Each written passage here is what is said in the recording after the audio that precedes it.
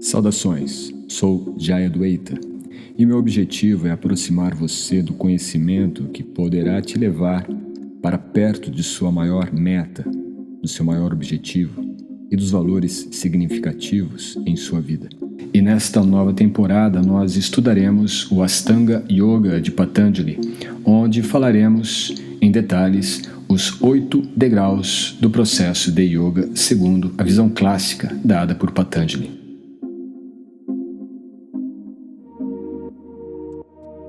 Primeiramente, eu quero agradecer a você que está nos acompanhando nesta série de podcasts referentes aos Yoga Sutras de Patanjali e especificamente no Ashtanga Yoga de Patanjali. E se você é novo nesta área, nesse conhecimento, eu digo para que continue acompanhando, continue estudando. Teremos em breve também alguns estudos que serão disponibilizados além já do nosso canal no YouTube, do VVY School, onde também temos uma série de estudos de sutras do Yoga Sutra de Patanjali. Mas estamos agora dando início a uma nova etapa, a uma nova jornada dentro do YogaCast do VVY, porque nós vamos iniciar hoje o segundo degrau do Ashtanga Yoga de Patanjali. Como vocês puderam acompanhar, nós tivemos inicialmente as regulações de yamas, e que se compuseram de 5 estágios. Hoje nós teremos então uma apresentação do segundo degrau, que é niyama, e que trata basicamente das disciplinas, e que também é constituído de outros 5 estágios, para depois passarmos então para a definição clássica de Patanjali em relação aos asanas.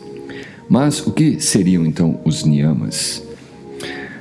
As 5 subdegraus que nós podemos encontrar no niyama, eles visam disciplinar os hábitos, ajudando desse modo a definir a nossa personalidade e o caráter, que são elementos essenciais dentro de um processo de desenvolvimento e principalmente no desenvolvimento quando tem como base a disciplina do yoga. A palavra niyama, ela se refere aos preceitos concernentes às atividades que os seres humanos, em geral, não estariam inclinados a executar. Quer dizer, são certos princípios ou certas atividades que nós não temos o hábito e muitas vezes protelamos porque exigem certas determinações, certos posicionamentos internos nossos, e por isso nós acabamos por deixar de lado aquilo que às vezes parece ser muito mais difícil do que realmente é. Ou seja, no início deve-se fazer um esforço que gradualmente estes preceitos, essas disciplinas, então se tornarão naturais. Dentro da palavra niyama nós temos um prefixo que é ni, e esse ni indica ausência. Então, sem esforço, algo que é natural para o ser vivo que tem uma consciência civilizada, uma consciência espiritualizada. Porém, devido ao contato contaminado com o mundo material, é necessário começar com um pequeno esforço. Existe, então, a necessidade de sairmos de uma área, de uma zona na qual nós estamos condicionados ao conforto, condicionados à inação de forma incorreta. Essas disciplinas de niyama, elas são proibitivas, ou melhor, elas não são proibitivas, elas são reguladoras. Assim como existem as regras regulatórias que ajudam a nos disciplinar ou a eliminar aqueles elementos que são negativos ou que possam prejudicar o nosso processo dentro de yama, também em niyama as disciplinas, elas são reguladoras, mas não são proibitivas, elas não proíbem. Elas apenas dão um norte pelo qual nossas disciplinas poderão nos ajudar definitivamente. Essas regulações disciplinares tornam o yogi física, mental e espiritualmente fortalecido. É importante compreender que estas regulações visam o bem-estar mental e espiritual do yogi. De acordo com as escrituras védicas, regras e regulações existem para que o yogi possa sempre pensar, focar a sua consciência no Supremo, e visualizar, ter a experiência de perceber, sentir a presença do Supremo em seu coração e nunca se esquecer dele. São preceitos escriturais dentro da tradição védica, não religiosa, naturalmente. Seguir tais prescrições de maneira mecânica ou desconsiderá-las está fora de cogitação para um yogi sincero. Quer dizer, o yogi ele tem, então, um embasamento filosófico, um embasamento literário, um embasamento escritural. Também nós podemos encontrar no Bhakti Rasamrita Sindhu, na primeira parte, capítulo 2, verso 101, onde se declara que Shruti Smriti Puranadi Pancharatra Vidin Vina Aikantiki Harer Bhaktir Atpatayaiva Kalpate. Isso significa que praticar atividades transcendentais com base no amor ao Supremo, mas ignorar o que os textos védicos autorizados nos dão como linhas de ação, tais como os Upanishads, Puranas e o próprio Narada Pancharatra, é simplesmente uma perturbação desnecessária na sociedade humana. Isso significa que fazer algo por mero capricho, fazer algo com base no ego, de achar que o que eu estou fazendo é o processo correto e estou indo contra todas as antigas tradições ou coisas do tipo, é uma grande deturpação da ordem que existe dentro da natureza humana, dentro da sociedade humana. E quando nós nos orientamos pelas escrituras, quando nós nos orientamos por regras já estabelecidas, basta pensarmos, por exemplo, um médico que vai atuar, ele não atua por impulso ou por intuição. Ele atua com base naquilo que ele estudou, naquelas teses, estudos acadêmicos, com pesquisas e tudo que possa realmente dar um embasamento para que quando ele estiver diante de um paciente, numa mesa de cirurgia, ele saiba realmente o que fazer, como operar aqueles instrumentos, tal como o bisturi, por exemplo.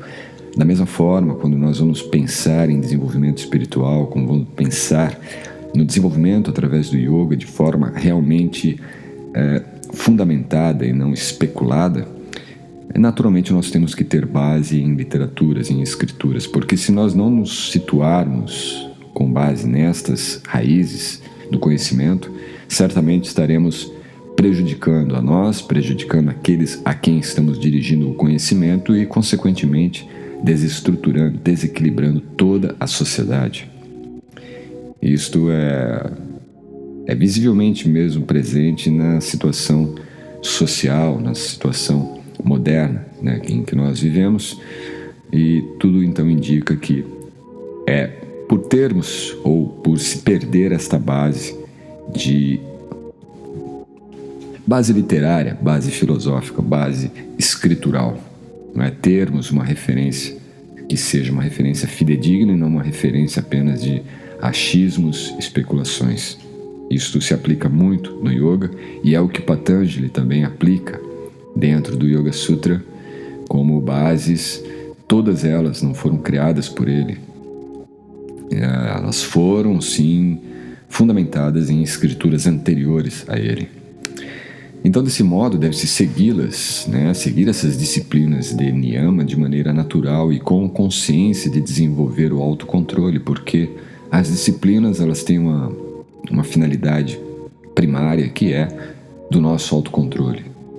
E esse autocontrole nos dá realmente autoconhecimento para aprimorarmos mais o nosso autodesenvolvimento, a nossa autoconsciência.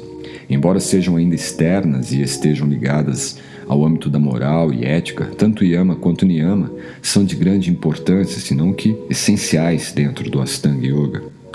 Até porque, muitas vezes, nós vemos o yoga apenas de um aspecto externo, corpóreo, físico, sensorial ou até sensual, quando, na verdade, o que precede toda a prática de asanas está justamente em yama e niyama, as regulações do que nós devemos fazer e como utilizar o nosso corpo e também a disciplina de como desenvolver esse corpo para uma imersão espiritual na nossa consciência real. E isto realmente é o que fundamenta a prática do yoga dentro dos aspectos de Yama e Niyama, regulações e disciplinas. Todos os outros angas, ou seja, os outros degraus que virão posteriormente a Yama e Niyama, depende de uma boa base nestes dois angas iniciais. Lembrem-se que anga significa estágio ou degrau. Por isso, asta, 8, anga, 8 degraus, que compõem o Ashtanga Yoga de Patanjali. Então, esses dois angas iniciais, eles são essenciais para que possamos realmente ter uma boa conduta, um bom desenvolvimento nos angas posteriores, a começar por asanas, pelas posturas do yoga. E geralmente o que se foca é a partir dos asanas. Isso já é um grande equívoco presente no yoga moderno. Sem a disciplina devida, ninguém alcança os seus objetivos. Ou seja, o yoga, ele não é o fim, ele é um meio. E este meio, ele é embasado por conhecimento, disciplina, prática e conhecimento. Não é? Então você tem que ter conhecimento, disciplinar-se na prática para ampliar o conhecimento. E isso é que vai nos conduzir então à finalidade. Então o início é conhecimento, o meio é prática disciplinada do conhecimento e o fim é a realização de uma finalidade, de um objetivo que nós trazemos dentro de nós, e objetivo este que também é a finalidade no conhecimento, quer dizer, termos um direcionamento. Por isso o yoga, ele não é uma teologia, mas uma teleologia, uma ciência do sentido, a ciência da finalidade, do objetivo, no caso nosso, do objetivo da vida, o sentido último da vida. E esse sentido último da vida está desde o seu início, presente então no conhecimento fidedigno do yoga.